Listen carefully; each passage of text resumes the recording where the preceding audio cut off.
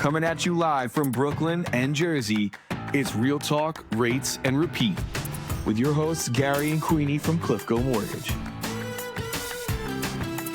Real stories, real advice, no fluff. Let's go. Hey everyone, we are back. I'm Queenie with my I'm Gary. co-host Gary. Very excited for this segment, for this week's segment. Gary, this is a topic that you've really been pushing for, so I'm going to let you blast this off. Yes, so today's episode, we are going to discuss, will AI replace mortgage bankers? So, what is your short answer for now? My short answer is no, but AI is going to transform the banker's role. So no, we will not be replaced.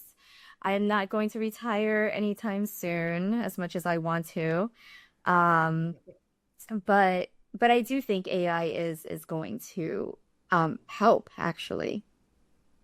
Yes. Yeah. So I share the same opinion. I think AI will never replace the retail loan officer, right? They will sort of replace some of our, I guess, duties. I think it will make our job significantly easier. It will eliminate, I guess, time and activity from back-end processing. So I do think that AI will make our jobs easier. Unfortunately, I also do think that it will eliminate some roles in the back office, not sales work. Yeah, I agree. I think the reason why I don't believe that it will eliminate sales in terms of bankers, originators, loan officers, because at the end of the day, this is a very person-to-person type of job, right? We need to speak to our clients. We need to understand what their needs are in order to properly place them. And especially since we're so heavy, at Cliffco, on the non-QM aspect of it, it takes even more of a one-on-one intimate conversation to understand the wants and needs of the client in order to put them in the right product. And that's something AI can't do. As smart as AI is going to get, that emotional aspect, that emotional intelligence part of it, and like complex judgment, I just don't trust AI to do that just yet. Right. Yeah. I mean, AI can do certain things as, most companies use AI right now on their online application systems, right? You upload documents and it sort of scans the documents and, groups them together, and whether they're like income documents, assets. So I think things like that, AI is going to help reduce turn times on. That's not an issue. But like you said, it is a person-to-person sort of business. It's really relationship based. And I do think that a lot of times when people have questions, as great as ChatGPT is, as great as Google is, it does not replace a seasoned loan officer, their knowledge and their expertise. So I think we're always going to be here, right? I do feel, like I said earlier, that the back office, I think, you're probably going to have less needs for as many processors, for, QC, for other administrative roles, I think. What are your thoughts? I don't know if it's going to eliminate, or at least not in the near future, because it's it takes a lot of tweaking to make sure things are done in like a timely manner, and even that in terms of like processing administrative stuff, right? We don't really have wiggle room for mistakes. At the end of the day, we are dealing with lending big chunks of money. We deal with a lot of compliance. We deal with a lot of regulations. And in order to make sure that it's ironclad, having that person to talk to make sure, hey, did you double, triple check? Instead of relying on a computer, I think is still pretty important. Will it make the processor's job easier? I think that will happen. But to eliminate these roles, I don't think that's a smart move. But how does AI help the administrative roles, how the processors do things to help them do things quicker, to help the underwriters do things quicker, to help the assistants do things quicker. That is really what AI is going to be thriving in, right? I don't know, call me old school, but to say that AI is going to take over certain things, just it still makes me a little uncomfortable. But that's my opinion. Well, no, 100% I agree with that. I think that there are some companies out there, smaller sort of like direct lenders, smaller broker shops, that they are trying to pilot sort of, replacing a lot of the duties with just AI. Like you see a lot of these real estate agents, telling you or saying that, hey, XYZ bank, they offer sort of, instant pre-approvals whenever you just submit the application. And I always tell them I'm a little bit wary about that, right? Because if you don't have the conversation with your buyers or clients, and you don't know really their true source of income, true source of wealth, like, are you really going to accept that? Like the perfect example is, like you said, we focus a lot on non-QM. So your perfect clientele is generally general business owners, right? So business owners have one idea of what they make. But when it comes down to actually reviewing things, we do see that, they get a little aggressive with their deductions. So do you really trust an automated sort of like underwrite with the client just inputting the information, or do you want somebody to actually look at documentation?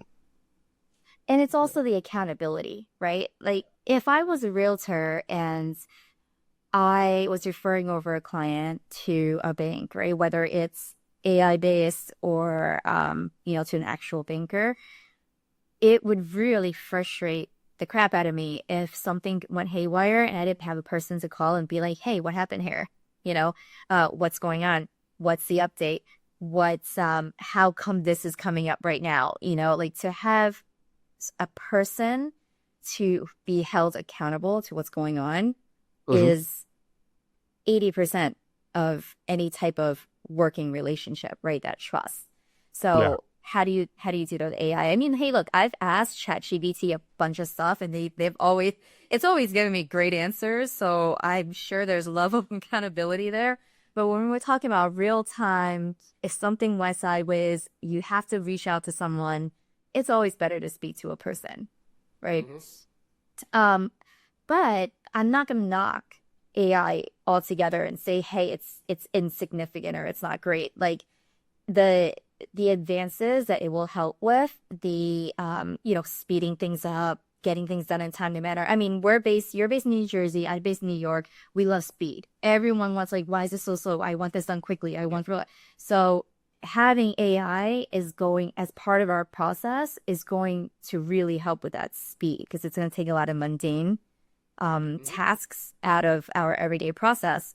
And also I think for salespeople like us, lead gen, AI can really help with marketing and with lead gen. And that's really where its value is going to shine.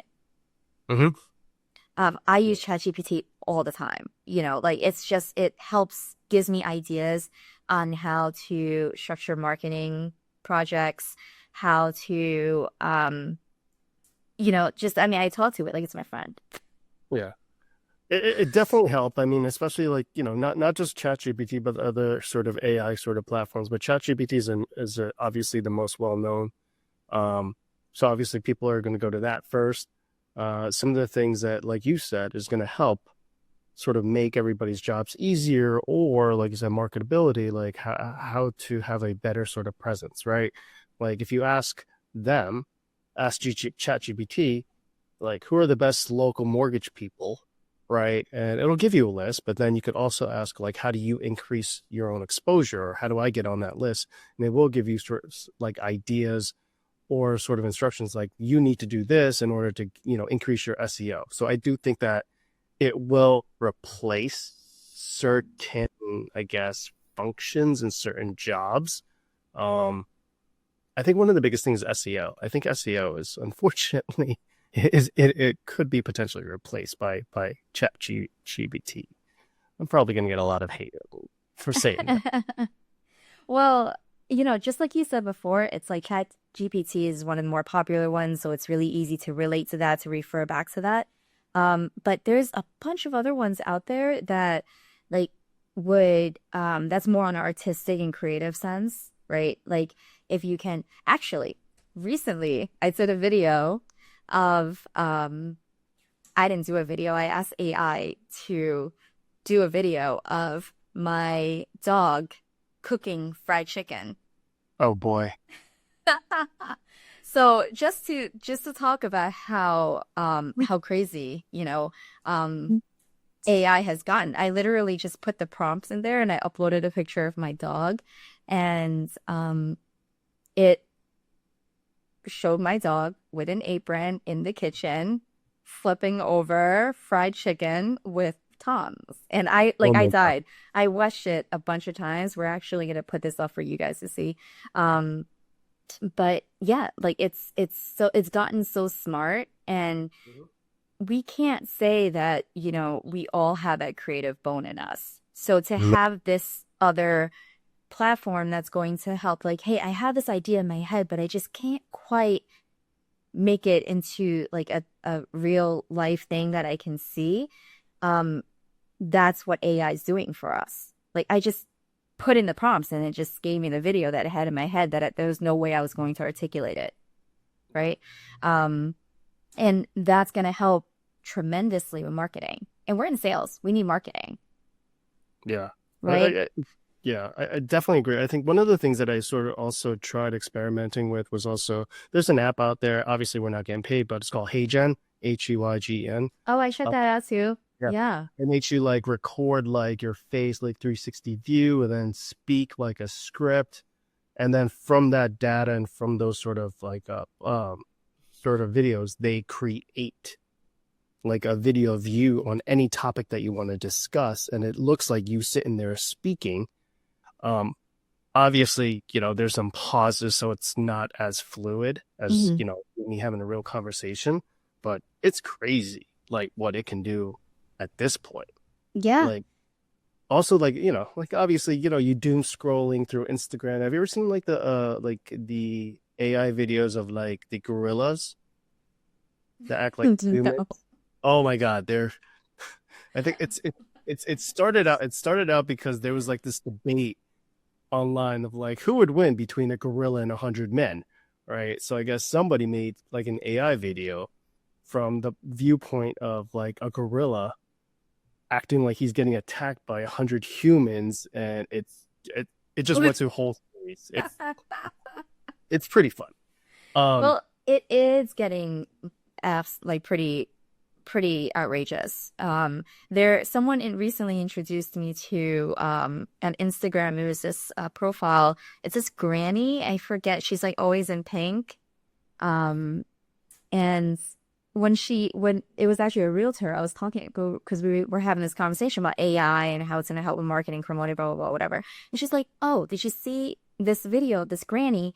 And she showed it to me, and it's her walking in the train station saying the most outrageous things. And I'm just like, oh my God, this granny is out of control. She's so funny. And then I watched with this lady, this realtor, I watched like 4 posts from this granny, and the realtor's like, it's AI. It's not even a real person. And I was Crazy. completely blown away. And it's called Granny Spills, right? If anyone's curious. It's absolutely bonkers, the stuff that she would say, but then it's the fact that her whole image was AI, right?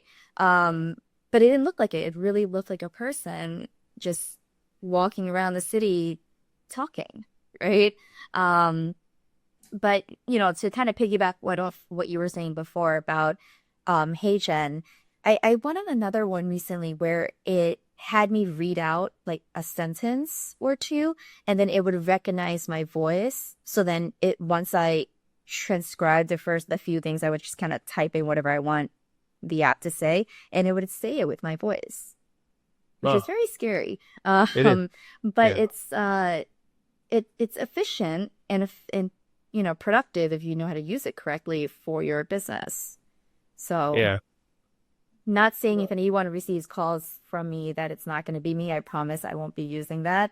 If I reach out to Well, anyone, it will be me. I mean, you just brought up a very, very important point too, though. It's no matter how much good and how much time it could save on officers, other people are going to use it for like nefarious reasons. They're going to like create some sort of online personality, and when you're dealing with obtaining a mortgage or in real estate, you're dealing with some significant sort of assets, income, and also access to personal information.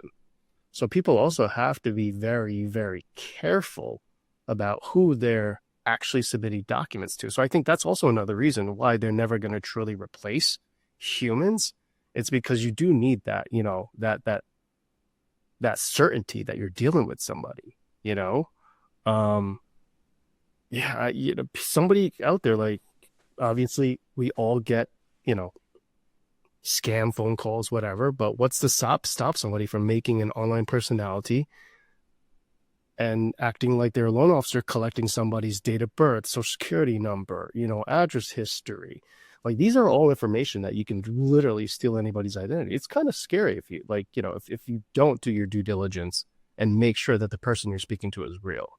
So yeah. Yeah.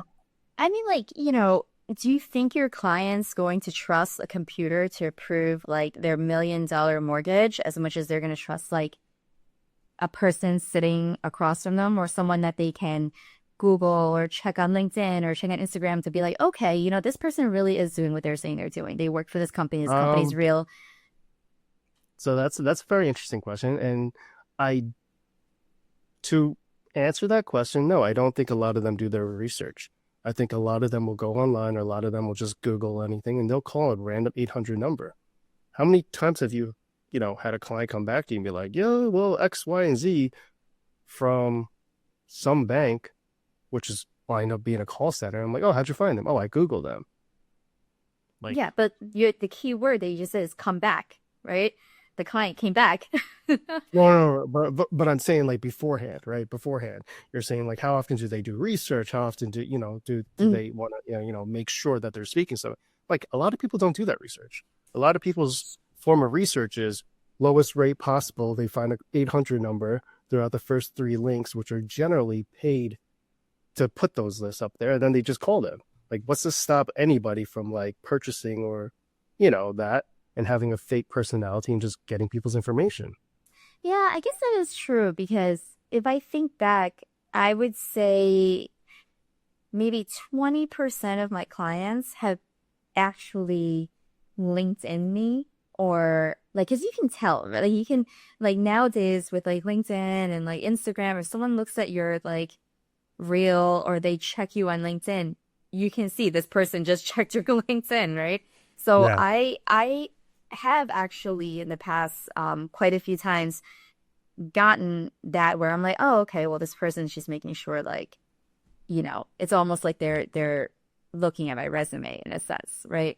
And usually it is for higher net worth, higher loan amounts where they would go and care to do this research. But I would say maybe 20%, if not less, of all the clients I've ever had, at least I've noticed have looked me up after speaking to me. So that is, I think that's actually a whole different segment that we need to do in terms of like staying relevant and how social media is really not social media anymore. It's almost like a professional platform these days. It's not just for like fun and games. But that's a whole different topic. Yeah, I think yep, go for it. Well, so let's talk. So will AI replace mortgage bankers right now? So ultimately we think no. We think it'll replace certain sort of duties. It'll make our jobs a little bit easier. So, but real estate in general, do you think AI will affect any other roles? Real estate agents, appraisers, title companies? I still don't. I still think that these roles, and honestly, I'm going to be very transparent here. I don't quite understand, like title companies.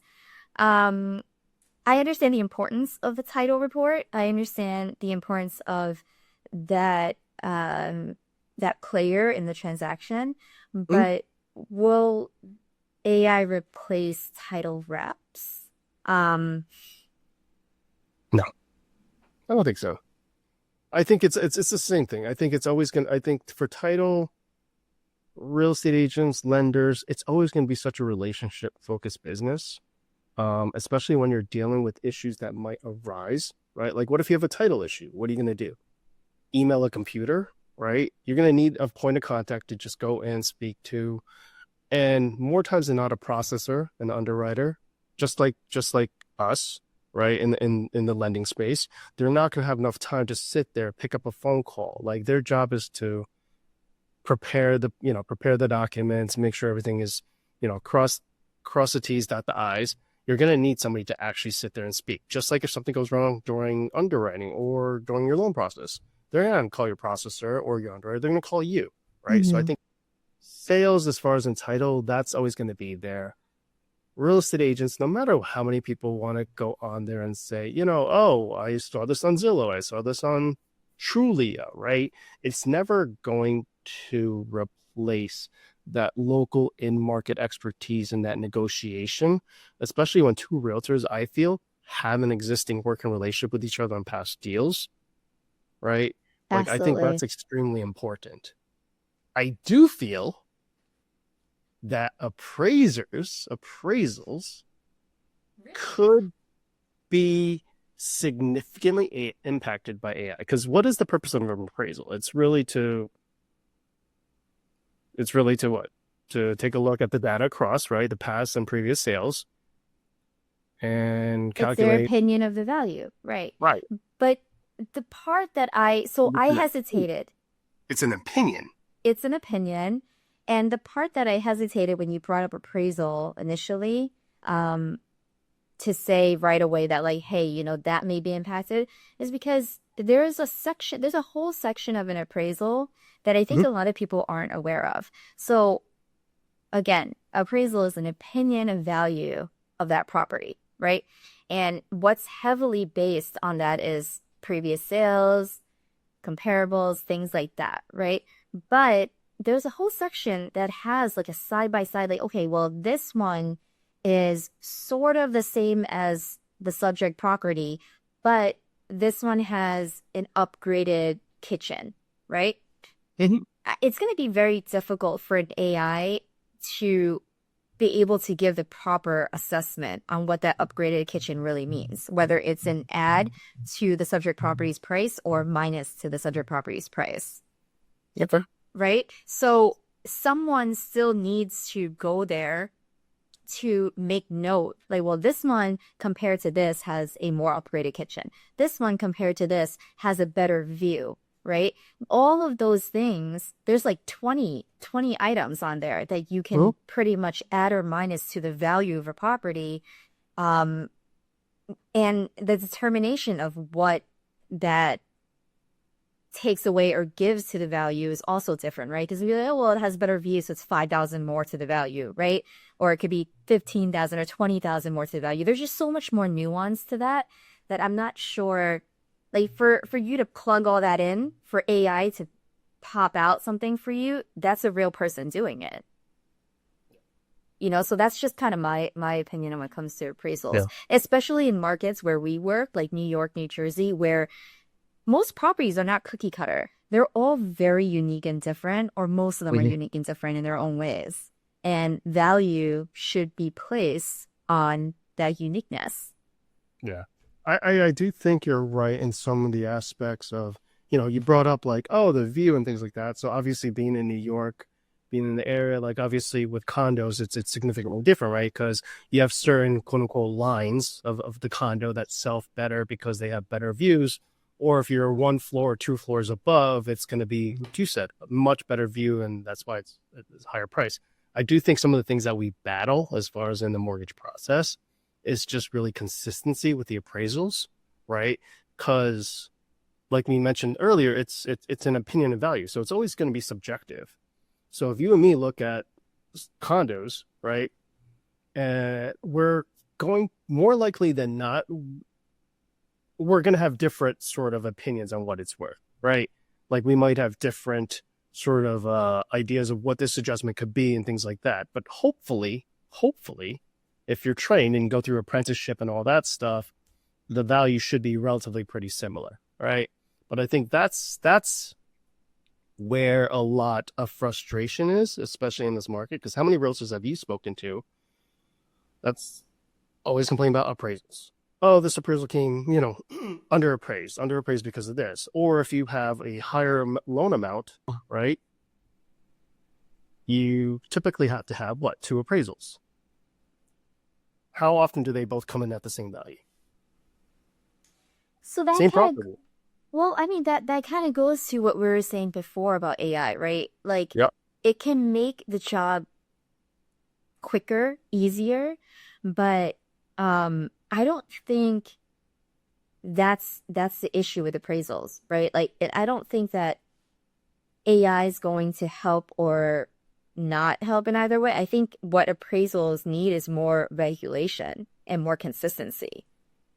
Like that's what needs to change. It has nothing to do with whether AI is going to make it better or not. It's just the fact that, like, because it's an opinion of value, if it doesn't come in at value, there's so much you can say, like, well, I think that this should be valued higher because this is that neighborhood. It's like, okay, well, is there any way we can have a rule book on that? Maybe that will just make it easier. It needs more regulation. It doesn't need speed. It doesn't need to take away the person. It doesn't need to add AI. It needs consistency and regulation. That's what appraisals need, in my opinion. Yeah. Which I mean, we've made strides in terms of being in the mortgage industry when it comes to that. You know, we can have a whole other topic on appraisals and appraisals that kill the deal and things like that. But all in all, has always been and will remain a very hot topic when it comes to mortgages, because it's way more regulated now than it was 15 years ago or 20 years ago, but it's not quite there yet. Well, I mean, thank you, 2008, for being so regulated. But yeah, no, Yeah. I definitely do think that, like I said, that AI will help a lot of industries just within real estate. I do think appraisals should, incorporate AI a little bit more to have a little bit more consistency. I think that's one of the ways that can help. But yeah, I definitely do feel that lead time should be significantly way lower. Mhm. Anything else that you want to bring up on AI before we let No, go? I mean, I personally just think at the end of the day, no, AI is not going to replace us. As a matter of fact, it's just going to help elevate us to being, trusted experts, advisors, strategists in what we do. And I'm gonna stick to that for now. Okay. I agree. I think, like I said, I think AI is going to allow us to have a lot more time. It'll help alleviate some of our sort of day-to-day sort of jobs, tasks that can be automated. So I think it has, nothing but upside. I also do think that you can't 100% rely on AI all the time. You do need that human element no matter what that you do. So I think it was a great conversation. Yeah. And now we're gonna go into more AI stuff. Yeah, so we're going to actually plug into ChatGPT an idea for our next webinar. So tune in next time where ChatGPT will let us know what to talk about. Yeah, actually, we'll let you guys know which one is a ChatGPT suggested topic versus, what we think of on our own, and you guys tell us which is better. All right, thank you for tuning in. Until next time.